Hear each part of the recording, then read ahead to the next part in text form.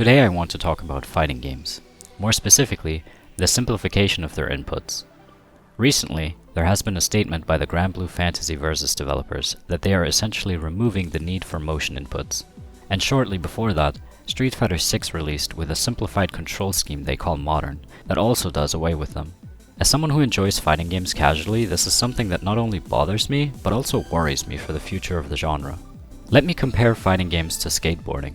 Now I am not, or have ever been, a skater, and my knowledge on the sport doesn't go beyond playing a few Tony Hawk games growing up.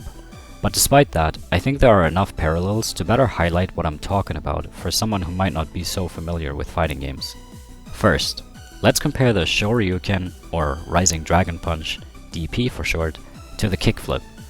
They're both iconic moves, and both can be difficult to execute for a beginner. Everyone who will get into fighting games will learn how to DP at some point, and everyone who gets into skateboarding will at least attempt the kickflip. The kickflip is a trick that will be very difficult and satisfying to perform at first, but once you've done about 2,000 of them, the 2001st probably won't be nearly as difficult or quite as satisfying anymore. Yet it never stops being fun to do or cool to watch, and you also keep finding new creative and challenging ways to implement it into your skating. Now, why is it that the trick is so timeless and so iconic? It's because not everyone can just get on a board and do it. It takes practice. Imagine if there was a way for skateboard makers to install an automatic mode that you just toggle on and off. 30% of the skate park now has their boards set to auto, but you can't visually tell the difference. Suddenly, doing a kickflip over a gap is something little Timmy did on his first try after just borrowing a board, and he felt nothing doing it. The DP input may not be as difficult as a kickflip, but it's still a satisfying move to use, and also hype to watch being used by a professional player in a high-stakes clutch situation. All of this gets lost when developers decide that you now just press one button to do it. The common argument is that it is to remove the barrier of entry for new players, to grow the genre. Money, essentially. Now, I'm not a long-time fighting game player myself. I started out properly getting deep into the genre in around 2021.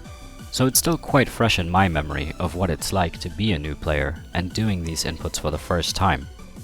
I've never considered motion inputs to be a hurdle, even when I wasn't consistent with them yet.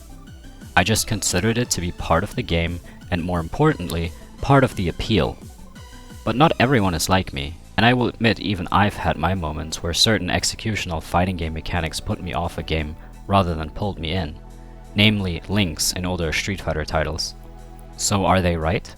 Will the genre grow because of this? I don't think so. There will probably be some people that will stick with the genre because of this change that wouldn't have otherwise, but I also think there will be those that turn their back to it because it removed something that they enjoyed. Now, I don't want to get much deeper into this specific argument, but I'll just say that I consider it to be a misplaced focus by the developers. Beginners may struggle with motions, sure, but in most cases, it's more so a lack of understanding and a lack of drive to learn rather than a mechanical issue. Let me loop back to the skateboard comparison to close this out. I've compared the Dragon Punch to the kickflip, so how about I compare the Ollie to the Hadouken then, or rather a quarter circle motion. The Ollie is most likely the first trick everyone will learn. It's kind of a make it or break it for becoming a skateboarder.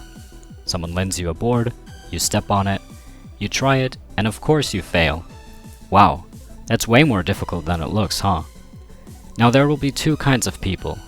Those who get motivated and keep trying it, maybe getting some guidance by someone who already skateboards for a couple of years, maybe watching a YouTube video of it. They spend dozens, if not hundreds of attempts that day, and maybe they even get it right on the same day they started trying. Maybe it takes them a day or two. And then there's the other person. The one that quits on the spot, not because the Ollie is too difficult, but because they didn't feel that same spark the first person did. They didn't care to put in the time to learn it, and they don't care enough to put in even more time to become an actual skateboarder. Now, lucky for skateboarding, you can't patch real-life physics and make the Ollie foolproof to cater to that second person. What you can do, and what they have done, is improve the shape of skateboards over the years. Invent and improve grip tapes to help give better control over the board, and probably hundreds of other tiny little things that I couldn't possibly be aware of to make the experience a bit smoother without removing what makes skateboarding fun. Fighting games have done the same. It is an old genre after all, and it has become more simple and more smooth for many years. I think that's a good thing, but it also is a fine line you need to walk between improving something that makes it more accessible without removing part of the core appeal. I think many, if not all, fighting game developers nowadays have crossed that line in one way or another already, whether that be through intrusive auto combos or other unfun mechanics designed to attract a new audience. And that worries me, because these games are really fun, and I'd love to be able to enjoy them in the future.